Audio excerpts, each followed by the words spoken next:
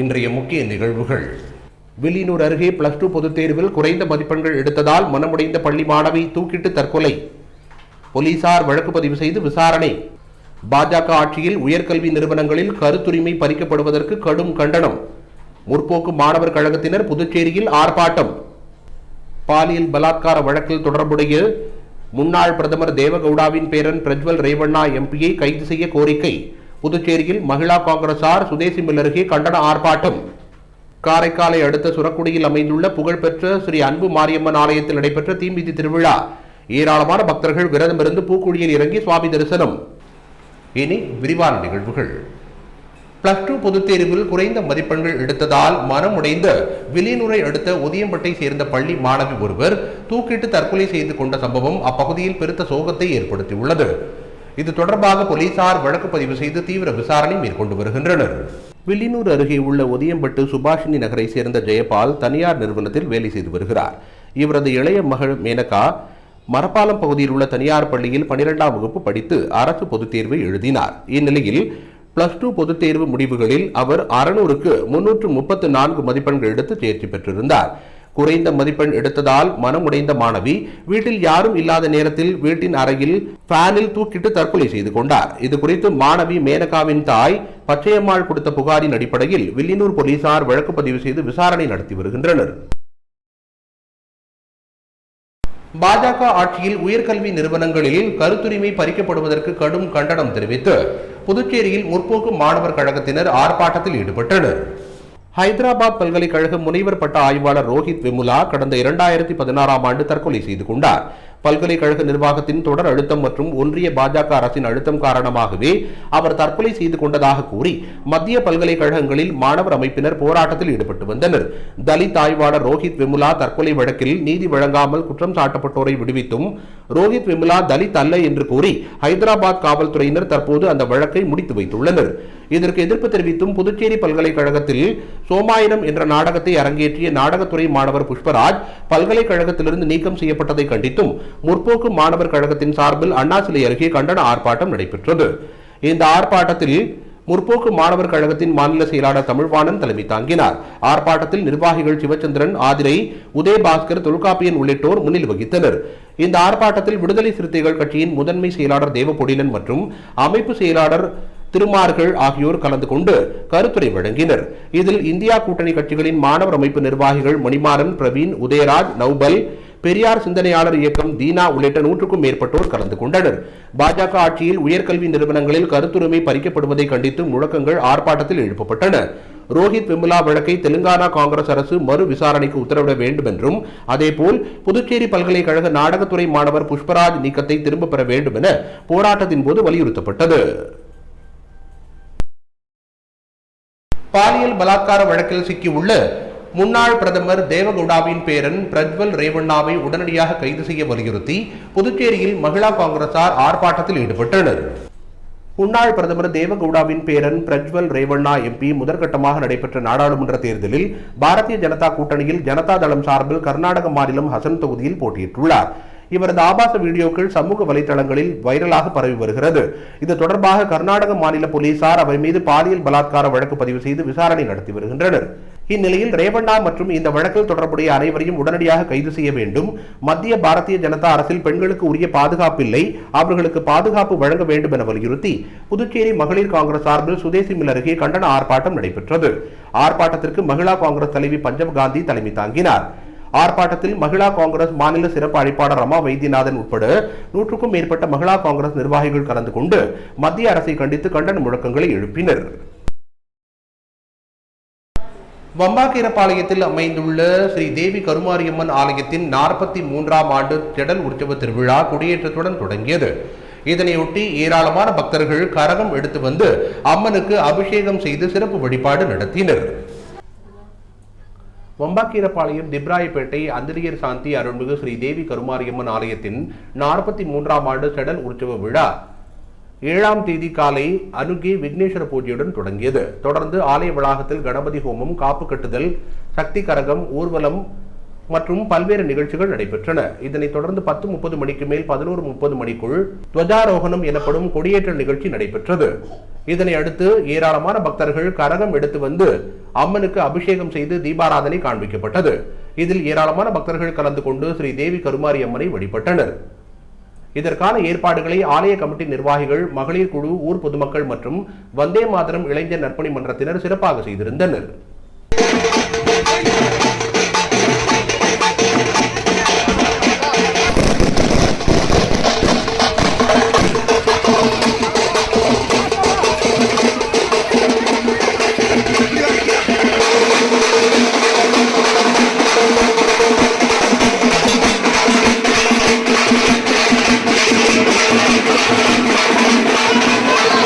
தவளக்குப்பம் சுகாதாரம் மற்றும் நல்வாழ்வு மையத்தில் நடைபெற்ற அதிக சூரிய வெப்பத்தினால் உருவாகும் அயற்சி மற்றும் பக்கவாதத்தை தடுக்கும் முன்னெச்சரிக்கை விழிப்புணர்வு நிகழ்ச்சியில் ஏராளமான பொதுமக்கள் கலந்து கொண்டு பயனடைந்தனர்.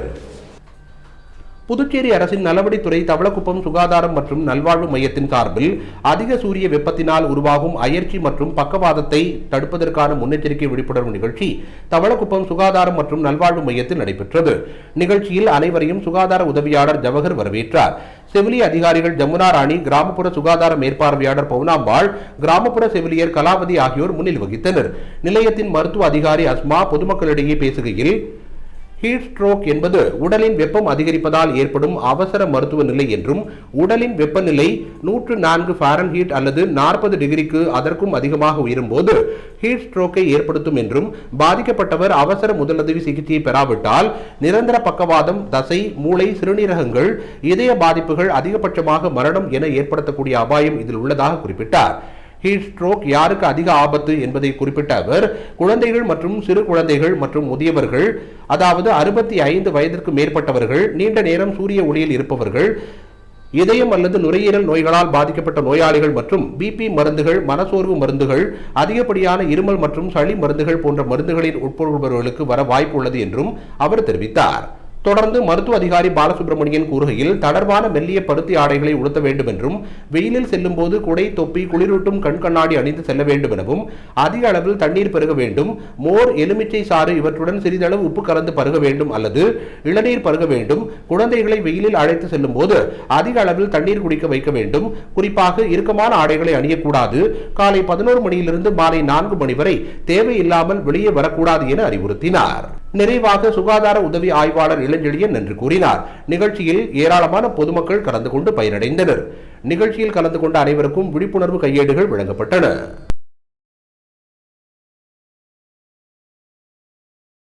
கதிர்காமம் தொகுதியில் திமுக சார்பில் அமைக்கப்பட்டுள்ள நீர்மோர் பந்தலை திமுக மாநில அமைப்பாளரும் சட்டமன்ற எதிர்க்கட்சித் தலைவருமான சிவா திறந்து வைத்து பொதுமக்களுக்கு நீர்மோரினை வழங்கினார்.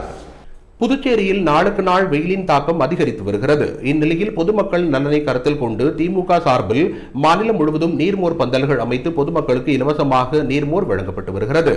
அதன் ஒரு பகுதியாக கதிர்காமம் தொகுதியில் தொகுதியின் செயலாளர் வடிவேல் தலைமையில் மேட்டுப்பாளையம் காவல் நிலையம் அருகே நீர்மோர் பந்தல் அமைக்கப்பட்டது. இதில் சிறப்பு விருந்தினராக சட்டமன்ற எதிர்க்கட்சித் தலைவர் சிவா கலந்து கொண்டு நீர்மோர் பந்தலை திறந்து வைத்து பொதுமக்களுக்கு மோர், பழங்கள் மற்றும் கரும்புச்சாறு உள்ளிட்டவற்றை இலவசமாக வழங்கினார். மேலும் இந்நிகழ்ச்சியில் திமுக நிர்வாகிகள் பிரபாகரன், சக்திவேல், தியாகராஜன், தமிழ்வாணன் உட்பட மாநில மற்றும் தொகுதி நிர்வாகிகள் பலர் கலந்து கொண்டனர்.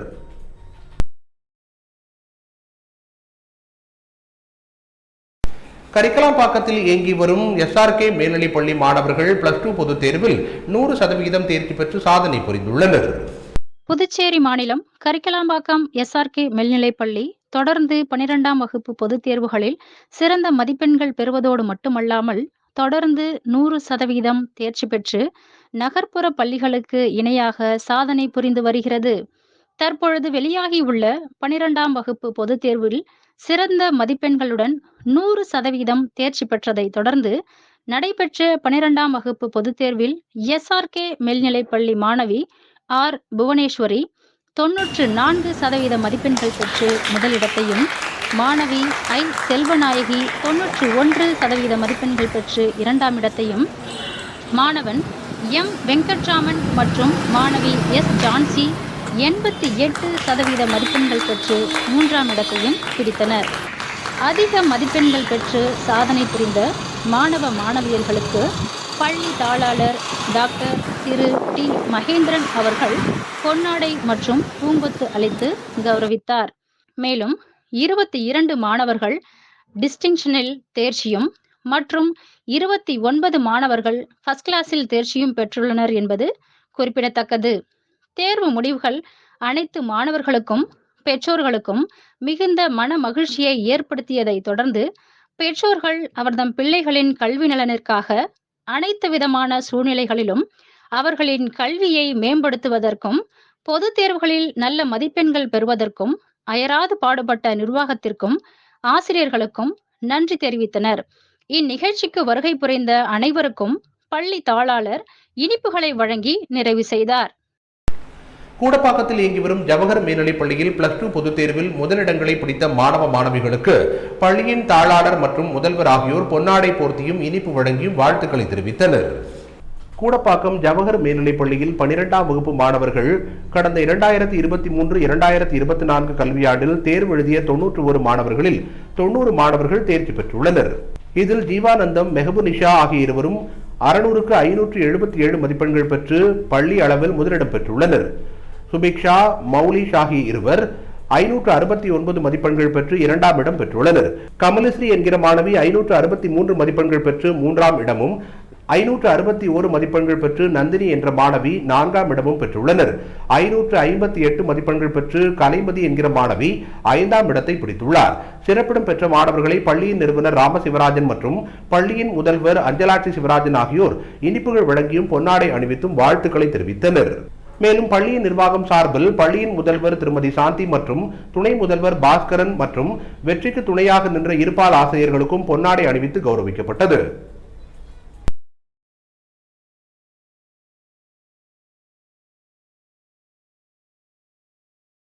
காரைக்காலை அடுத்த சுரக்குடியில் அமைந்துள்ள மிகவும் பழமை வாய்ந்த ஸ்ரீ அன்பு மாரியம்மன் ஆலயத்தில் நடைபெற்ற தீமிதி திருவிழாவில் ஏராளமான பக்தர்கள் தீமிதித்து தங்களது நேர்த்திக் கடனை அம்மனுக்கு நிறைவேற்றினர். காரைக்கால் மாவட்டம் திருநள்ளாறை அடுத்த சுரக்குடியில் மிகவும் பழமையான ஸ்ரீ அன்பு மாரியம்மன் ஆலயம் அமைந்துள்ளது. இந்த ஆலயத்தில் தீமிதி திருவிழா கடந்த மாதம் 22ஆம் தேதி பூச்சொரிதலுடன் துவங்கியது. விழாவின் முக்கிய நிகழ்ச்சியான தீமிதி திருவிழா விமரிசையாக நடைபெற்றது. பக்தர்கள் வேண்டுதலை நிறைவேற்றும் பொருட்டு விரதமிருந்து பால் குடங்கள் எடுத்து வீதி உலா வந்து மாரியம்மனுக்கு பாலாபிஷேகம் செய்தனர். இதனை அடுத்து ஸ்ரீ அன்பு மாரியம்மனுக்கு சிறப்பு அலங்காரம் செய்யப்பட்டு தீபாராதனை காண்பிக்கப்பட்டது. இதில் ஏராளமான பக்தர்கள் கலந்து கொண்டு அன்பு மாரியம்மனை வழிபட்டனர். தொடர்ந்து மாலையில் வண்ண மலர்களால் அலங்கரிக்கப்பட்ட ஸ்ரீ அன்பு மாரியம்மன் வீதி உலா வந்து தீக்குழிக்கு முன் வந்த பிறகு கரகம் மற்றும் மாரியம்மனுக்கு விரதமிருந்த பக்தர்கள் தீக்குழியில் இறங்கி அம்மனை வழிபட்டு தங்களது நேர்த்தி கடனை நிறைவேற்றினர். இவ்விழாவில் ஏராளமான பக்தர்கள் கலந்து கொண்டு ஸ்ரீ அன்பு மாரியம்மனை வழிபட்டனர். தொடர்ந்து வான வேடிக்கை நிகழ்ச்சியும் நடைபெற்றது. சேதராப்பட்டு காவல் உதவி ஆய்வாளரை உடனடியாக பணியிட மாற்றம் செய்ய வலியுறுத்தி வடக்கு பகுதி காவல் கண்காணிப்பாளருக்கு சேதராப்பட்டு தொழிற்பேட்டை அனைத்து தொழிலாளர்கள் தொழிற்சங்கங்களின் ஒருங்கிணைப்பு கோரிக்கை விடுத்துள்ளது. சேதராப்பட்டு தொழிற்பேட்டை தொழிலாளர்கள் தொழிற்சங்கங்களின் ஒருங்கிணைப்பு செயலாளர் ரமேஷ் செய்தியாளர்களை சந்தித்தார். அப்போது அவர் சேதராப்பட்டு தொழிற்பேட்டையில் மே நாள் கொடியேற்று நிகழ்ச்சியினை கொண்டாடுவதற்கு தொழிற்சங்கத்தின் பெயர் பலகை புதுப்பித்தும் LNT தொழிற்சாலையில் கொடித்தோரணங்களை கட்டியிருந்த சூழலில் தொழிற்சங்கத்திற்கு எதிரானவர்கள் தொழிற்சங்கத்தின் பெயர் பலகை மற்றும் கொடித்தோரணங்களை திருடிச் சென்று விட்டார்கள் என்றும் தொழிற்சங்கத்தின் கொடித்தோரணங்களையும் பெயர் பலகையினையும் கண்டுபிடித்து தர வேண்டும் என AITUC தொழிற்சங்கத்தின் நிர்வாகி மோத்திலால் புகார் அளித்தும் இந்நாள் வரை நடவடிக்கை மேற்கொள்ளாத சேதராப்பட்டு காவல் உதவி ஆய்வாளரை உடனடியாக பணியிட மாற்றம் செய்ய வேண்டும் என சேதராப்பட்டு தொழிற்பேட்டை அனைத்து தொழிலாளர் தொழிற்சங்கங்களின் ஒருங்கிணைப்பு சார்பாக கேட்டுக்கொள்வதாக தெரிவித்தார். தொழிற்சங்கத்தின் சட்ட ரீதியான நடவடிக்கையில் தலையிடுவது தொழிற்சங்கத்தின் தலைவர்களின் மீது உள்நோக்கத்துடன் வழங்கப்படும் பொய்யான குற்றச்சாட்டுகளை உடைய புகார்கள் மீது விரைந்து நடவடிக்கை மேற்கொண்டு சேதராப்பட்டு தொழிற்பேட்டையின் தொழில் அமைதிக்கு குந்தகம் ஏற்படும் விதமாக தன்னுடைய செயல்பாட்டினை தொடர்ச்சியாக பின்பற்றி வரும் சேதராப்பட்டு காவல் உதவி ஆய்வாளரை உடனடியாக பணியிட மாற்றம் செய்ய வேண்டும் என வடக்கு பகுதி காவல் கண்காணிப்பாளருக்கு சேதராப்பட்டு தொழிற்பேட்டை அனைத்து தொழிலாளர் தொழிற்சங்கங்களின் ஒருங்கிணைப்பு சார்பாக கேட்டுக்கொள்வதாகவும் ரமேஷ் கூறினார்.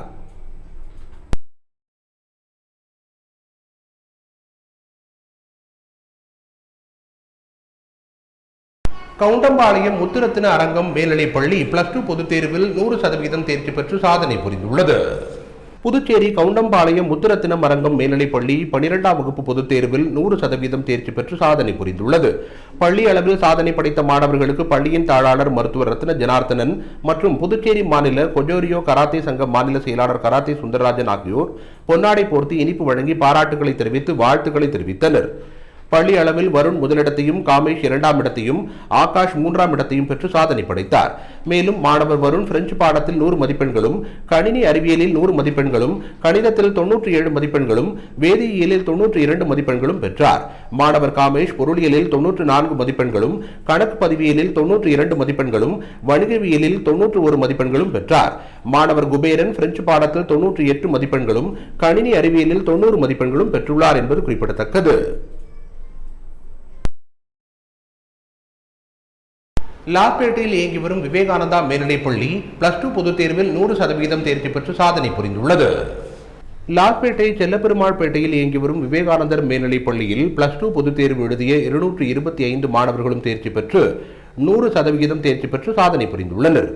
இதில் 592 மதிப்பெண்கள் பெற்று பள்ளி அளவில் முதலிடம் பிடித்த மாணவி மற்றும் 2ஆம், 3ஆம் இடம் பிடித்த மாணவர்களை பள்ளியின் தாளாளரும் பாராளுமன்ற உறுப்பினருமான செல்வ கணபதி பூங்கொத்து கொடுத்து வாழ்த்து தெரிவித்தார். இந்நிகழ்ச்சியில் பள்ளியின் முதன்மை முதல்வர் பத்மா, பள்ளியின் முதல்வர் கீதா, பள்ளியின் மேற்பார்வையாளர் சுப்புலட்சுமி ஆகியோர் கலந்து கொண்டனர்.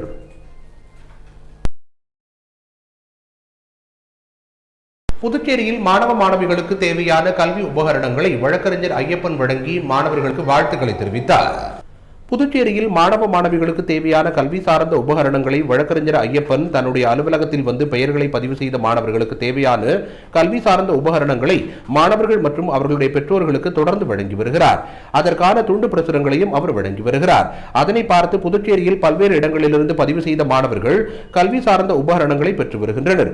இந்நிலையில் முருங்கப்பாக்கத்தில் உள்ள அவரது அலுவலகத்தில் நடைபெற்ற விழாவில் மாணவர்களுக்கு தேவையான நோட்டு, புத்தகங்கள், புத்தகப்பை, பேனா உள்ளிட்ட கல்வி சார்ந்த உபகரணங்களை வழக்கறிஞர் ஐயப்பன் வழங்கி வாழ்த்துக்களை தெரிவித்தார்.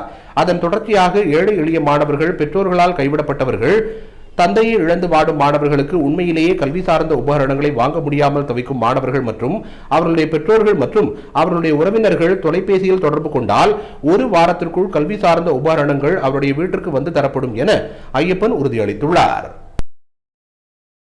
இத்துடன் இன்றைய நிகழ்வுகள் நிறைவடைந்தன. வணக்கம்.